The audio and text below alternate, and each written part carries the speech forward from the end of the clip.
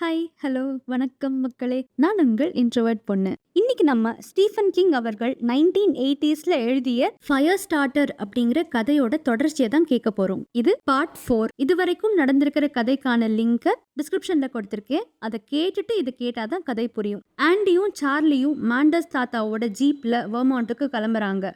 Mandous தாத்தாவுக்கு இவங்க மேல எந்த கோவமும் இல்லை. சார்லிக்கு நல்ல அட்வைஸ் பண்றாரு. இந்த பவர்ஸை யூஸ் பண்ணதால நடந்த விளைவுகளை நினைச்சு சார்லி என்ன சொல்றான்னா, நான் இனிமே என்னோட பவர்ஸை யூஸே பண்ண மாட்டேன் அப்படின்னு கதறி அழறா. அப்போ மாண்டஸ் தாத்தா சொல்றாரு, நீ இன்னைக்கு உன்னோட பவர்ஸை யூஸ் பண்ணது உன்னையும் உங்க அப்பாவையும் காப்பாத்திக்க ஒரு தற்காப்பாக செஞ்ச விஷயம்தான்.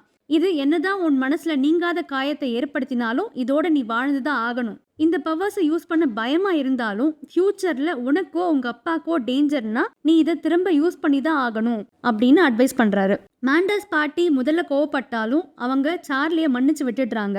அவங்களும் இதே மாதிரி அட்வைஸ் கொடுத்து தான் அனுப்புறாங்க. இதெல்லாம் நடக்கிற அதே சமயம் ஷாப்போட டைரக்டர் கேப்டனுக்கு எல்லா விஷயங்களும் தெரிஞ்சிடுது. ஓஜே வழியா தலையில இடி விழுந்த மாதிரி உட்காந்துட்டு இருக்காரு. ஆனா என்ன பண்ண முடியும், அடுத்த ஸ்டெப்ஸ் எடுத்து வச்சாகணுமே. சோ அசிஸ்டன்ட் கிட்ட சொல்லி பல மீட்டிங்ஸ்க்கு ஏற்பாடு பண்றாரு. அதே மாதிரி ரெயின்பர்ட் அப்படின்னு ஒரு அடியாள் பத்தி பார்த்தோம் இல்லையா எபிசோட் 2ல, அந்த ரெயின்பர்ட் கூடயும் மீட்டிங் ஏற்பாடு பண்ண சொல்றாரு. ஏற்கனவே ரெயின்பர்டுக்கு ஒரு ரகசியமான அசைன்மெண்ட் கொடுத்திருக்காரு.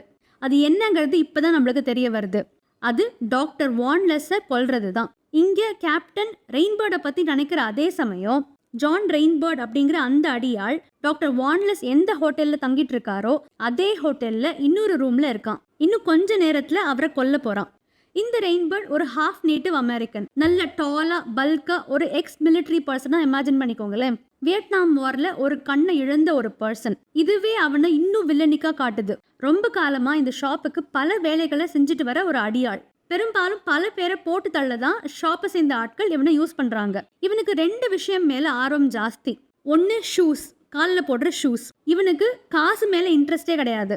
ஆனா ஷாப் கொடுக்குற சம்பளத்தை வச்சு இவன் பல விதமான டிஃப்ரெண்ட் பிராண்ட்ஸை சேர்ந்த ஷூஸை வாங்கி குவிப்பான். 2வது மற்றவங்களை கொலை செய்யறது. ஷார்ட்டா சொல்லணும்னா இந்த விஷயத்தை பொறுத்த வரைக்கும் இவன் ஒரு சைக்கோ. இவன் சாகிறத நினைச்சு இவனுக்கு எந்த பயமும் கிடையாது. இப்போ டாக்டர் வான்லெஸ்ஸ போட்டு தள்ள போறான். அதுக்கு முன்னாடி அவனுக்கு சார்லிய பத்தி இன்னும் டீடைல்ஸ் தெரிஞ்சுக்கணும்னு இருக்கு. கேப்டனை பொறுத்த வரைக்கும் ரெயின்பர்டுக்கு சார்லிய பத்தி முழுசாலாம் தெரியாது. அவரோட பாயிண்ட் ஆஃப் வியூல ரெயின்பர்ட் ஒரு ருத்லெஸ் பர்சன், கொடுத்த வேலையை கச்சிதமா செய்யற ஒரு அடியாள், அவ்வளவுதான்.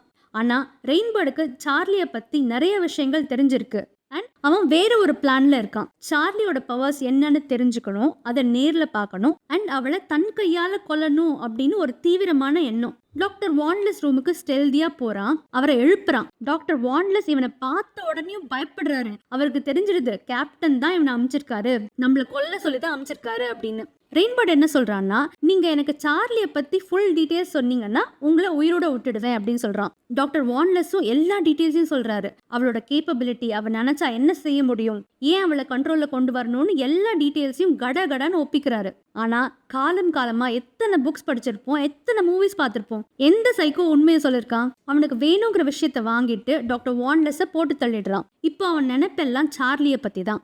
ஆண்டியும் சார்லியும் மாண்டஸ் தாத்தாவோட ஜீப்ல 2 நாள் பயணம் செஞ்சு வெர்மாண்ட்ல இருக்கிற அந்த கேபினுக்கு போயிடுறாங்க. இந்த 2 நாளும் கார்ல தான் தூக்கம். எங்க சேஃப்னு நினைக்கிறாங்களோ அங்க நிறுத்தி சாப்பாடு மட்டும் வாங்கிக்கிறாங்க. ஸோ கையில இருந்த சில்லறை காசு எல்லாம் காலி.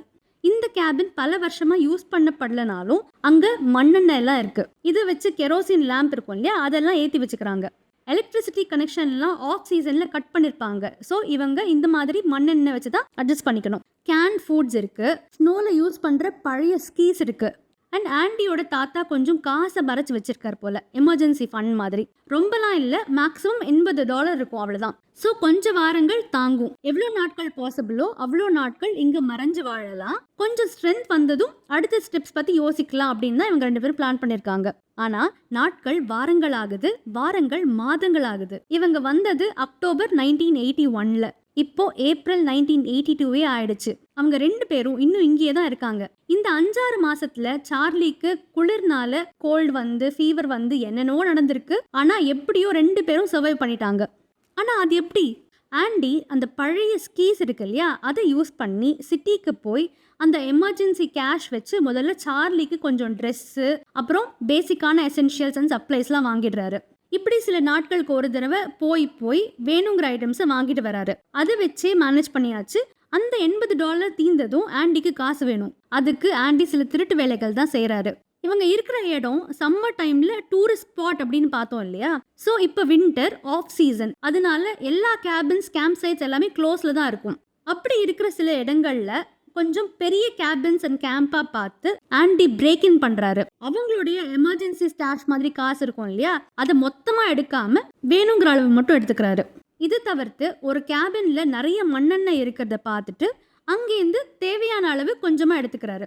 திருட்டு தப்பு தான், ஆண்டிக்கு கில்ட்டியா தான் இருக்கும். ஆனா இப்ப வேற வழி கிடையாது அவருக்கு.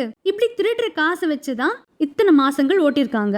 இந்த சப்ளைஸ் வாங்க ஆண்டி மட்டும் அடிக்கடி இந்த மாதிரி ஊருக்குள்ள போயிட்டு வருவாரு. அப்பெல்லாம் சார்லி தனியா தான் அந்த கேபின்ல இருப்பா. அப்பெல்லாம் ஆண்டிக்கு ரொம்ப பயமா இருக்கும். ஒருவேளை நம்ம திரும்பி வரும்பொழுது காணாம போயிருந்தா என்ன பண்றது அப்படிங்கிற மாதிரியான ஒரு பயம். இந்த பயத்துக்கு காரணம் நம்மளுக்கு தான் தெரியுமே. ஏற்கனவே ஒரு தடவை ஷாப்பை சேர்ந்த ஆட்கள் விக்கியை கொன்னுட்டு சார்லியை கடத்திருப்பாங்க. அந்த இன்சிடென்ட் பத்தி ஆண்டி நினைக்காத நாளே இல்லைன்னு சொல்லலாம். இப்போ நம்ம அன்றைய தினம் எக்ஸாக்டா என்ன நடந்ததுன்னு பார்க்கலாம். ஒரு சின்ன flashback. August 1980. Aunty, Vicky, Charlie குடும்பமா சந்தோஷமா ஒரு ரெசிடென்ஷியல் ஏரியால வாழ்ந்துட்டு இருக்காங்க. ஆண்டி அந்த ஊர் காலேஜ்ல இங்கிலீஷ் ப்ரொஃபஸரா வேலை பார்த்துட்டு இருக்காரு. சார்லி ஸ்கூல் முடிஞ்சு சம்மர் வெக்கேஷன்ல இருக்கா. வாழ்க்கை ரொம்ப ஹாப்பியா போகுது. ஏற்கனவே ஆண்டியோட ஃப்ரெண்ட் ஆண்டிக்கு வார்ன் பண்ணிருப்பாரு, ஞாபகம் இருக்கா? ஷாப்பை சேர்ந்த ஆட்கள் போனை டேப் பண்ணலாம், உங்களை வாட்ச் பண்ணலாம் அப்படின்லாம் சொல்லிருப்பாரு இல்லையா? ஆனாலும் நம்ம ஒரு ஹாப்பி பபிள்குள்ள இருக்கும் பொழுது சில விஷயங்களை நோட் பண்ண மிஸ் பண்ணிடுவோம் இல்லையா? அதே மாதிரி ஆண்டியும் பல விஷயங்களை மிஸ் பண்ணிடுறாரு. ஆண்டிக்கு பின் நாட்கள்ல தான் தோணும் நம்ம இன்னும் கேர்ஃபுல்லா இருந்துக்கலாமோ அப்படின்னு. ஏன்னா சம்பவம் நடக்கிறதுக்கு சில மாதங்களுக்கு முன்னாடிலேருந்தே இவங்க இருந்த ஏரியால சம்பந்தமே இல்லாத சில ஆட்கள், ரேண்டம் சேல்ஸ் பர்சன் மாதிரி, அப்புறம் எங்கேயும் போகாம ஒரே இடத்துல நிக்கிற வேன்குள்ள சர்வேலன்ஸ் பண்ற மாதிரி இதெல்லாம் நோட் பண்ணிருக்காரு. ஆனா ஆண்டி அதை ஷாப்போட ரிலேட் பண்ணிக்கவே இல்லை. இவங்க எல்லாருமே ஷாப்பை சேர்ந்த வாட்ச் பீப்புள் தான். யூஎஸ்ல எல்லாம் ஆகஸ்ட் வரைக்கும் சம்மர் வெக்கேஷன் நடக்கும். ஸோ அந்த சம்மர்ல சார்லியை ஒரு சம்மர் கேம்ப்ல என்ரோல் பண்ணிருக்காங்க விக்கி அண்ட் ஆண்டி. கேம்ப் முடிஞ்சதும் சார்லி அவளோட ஃப்ரெண்டு வீட்டில் 2 நாள் ஸ்டே பண்ணிட்டு வரேன்னு சொன்னதால அவளை அங்கே ட்ராப் பண்ணிட்டு ஆண்டியும் சார்லியும் மட்டும் அவங்க வீட்டில் இருந்திருக்காங்க. ஷாப் மக்கள் ஃபுல் டீட்டெயில்ஸோட தானே வாட்ச் பண்ணுவாங்க. ஸோ கேம்ப் முடிஞ்ச அன்னைக்கு சார்லி அவள் வீட்டுக்கு வரல அப்படின்னதும் அவங்க என்ன நினச்சிருக்காங்கன்னா, சார்லியை எங்கேயோ ஷாப் கண்ணில் படாமல் ப்ரொடெக்டடாக வச்சிருக்காங்க போலன்னு நினச்சி டென்ஷன் ஆகி அடுத்த நாள் ஆண்டி காலேஜில் ஒர்க் பண்ணிட்டு இருக்கிற சமயம் விக்கியை அவங்க வீட்டிலேயே மடக்கி கட்டி போட்டு டார்ச்சர் பண்றாங்க. சார்லியை எங்க வச்சிருக்கீங்கன்னு கேட்டு சித்திரவதை பண்றாங்க. விக்கி முதல்ல எதுவும் சொல்லலைனாலும் அவங்க விரல் நகங்களை பிடுங்கி பயங்கரமா டார்ச்சர் பண்ணும்பொழுது தாங்க முடியாம அவ ஃப்ரெண்டு வீட்டில் இருக்கிற விஷயத்த சொல்லிடுறாங்க. சொன்னதோட விடாம விக்கியை கொன்னு அவங்க வாயில துணியை வச்சு அடைச்சு அவங்க வீட்டு லாண்ட்ரி ரூம்ல ஒரு கபோர்ட்ல அடைச்சு வச்சுட்டு போயிடுறாங்க. இது நடக்கும் பொழுது காலேஜ்ல ஸ்டாஃப் ரூம்ல ஆண்டி இருக்காரு. அப்ப அவருக்கு உள்ளூர ஒரு ஃபீலிங், விக்கிக்கும் சார்லிக்கும் ஆபத்து அப்படிங்கிற மாதிரியான ஒரு உள்ளுணர்வு. வீட்டுக்கு போன் பண்ணா யாருமே எடுக்கவே இல்லை. அதுக்கு பல காரணங்கள் இருந்தாலும் ஆண்டி மனசு கேட்கவே இல்லை. கடகடன்னு கார் எடுத்து நேர வீட்டுக்கு போறாரு. போனா வீட்டுல யாருமே இல்ல. கிச்சன்லாம் நீட்டா இருக்கு, எல்லா பொருட்களும் வச்ச இடத்துல அப்படியே இருக்கு. டைனிங் டேபிள்ல மட்டும் சால்ட் அண்ட் பெப்பர் இருக்கும் இல்லையா, அதுல சால்ட் மட்டும் கொட்டி இருக்கு அண்ட் ஒரே ஒரு சேர் கீழே விழுந்திருக்கு. மத்ததெல்லாம் பெர்ஃபெக்ட்டா இருக்கு. விக்கிய வீடு ஃபுல்லா தேடுறாரு, ஆனா விக்கிய காணும். ஃபர்ஸ்ட் ஷாப்பிங் எங்கேயா போயிருப்பான்னு நினைக்கிறாரு, ஆனாலும் உள்ளூர பயம். லாண்ட்ரி ரூம்ல தரையில ரத்தம் சிந்தி இருக்கு. இதை பார்த்ததும் ஆண்டி மனசெல்லாம் படபடப்பு. கிளாசெட்குள்ள விக்கியோட பாடியை பார்த்ததும் அப்படியே உடஞ்சிடுறாரு. ஆனா மனசு இப்போ சார்லிக்கு ஆபத்துன்னு வார்ன் பண்ணுது. நேரா போய் போன் எடுத்து சார்லியோட ஃப்ரெண்ட் வீட்டுக்கு கால் பண்றாரு. ஃப்ரெண்டோட அம்மா என்ன சொல்றாங்க, இப்பதான் உங்க 2 ஃப்ரெண்ட்ஸோட சார்லி கிளம்பினா அப்படின்னு சொல்றாங்க. ஆண்டிக்கு தூக்கி வாரி போடுது. ஆனா இப்போ டென்ஷன் ஆகி ஒரு பிரயோஜனமும் இல்லை. சார்லியை காப்பாத்தி ஆகணும். அதே சமயம் ஃப்ரெண்டோட அம்மாவையும் அலர்ட் பண்ணக்கூடாது. அதுக்கு ஏத்த மாதிரி பேசி விஷயங்களை கேட்டு தெரிஞ்சுக்கிறாரு. 15 மினிட்ஸ் முன்னாடி தான் அந்த 2 பேர் வந்து சார்லியை கூட்டிட்டு போனாங்கன்னு, ஒரு கிரே கலர் வேன்ல தான் கிளம்பியிருக்காங்கன்னு தெரிய வருது. ஸோ இப்போ விக்கியோட பாடியை வேற வழியே இல்லாம அங்கேயே விட்டுட்டு ஆண்டி அவர் கார் எடுத்துட்டு அந்த ஃப்ரெண்டோட வீடை நோக்கி போறாரு. நல்ல வேளை ஆண்டி கிளம்பிட்டாரு. இன்னும் 5 நிமிஷம் கூட இருந்திருந்தா ஷாப்போட கிளீனிங் க்ரூ விக்கியோட பாடியை டிஸ்போஸ் பண்ண வரும்பொழுது ஆண்டியை பார்த்திருந்தா கேள்வி கேட்காம அப்படியே போட்டு தள்ளிருப்பாங்க. சார்லியை இவரால் காப்பாத்திருக்கவே முடியாது.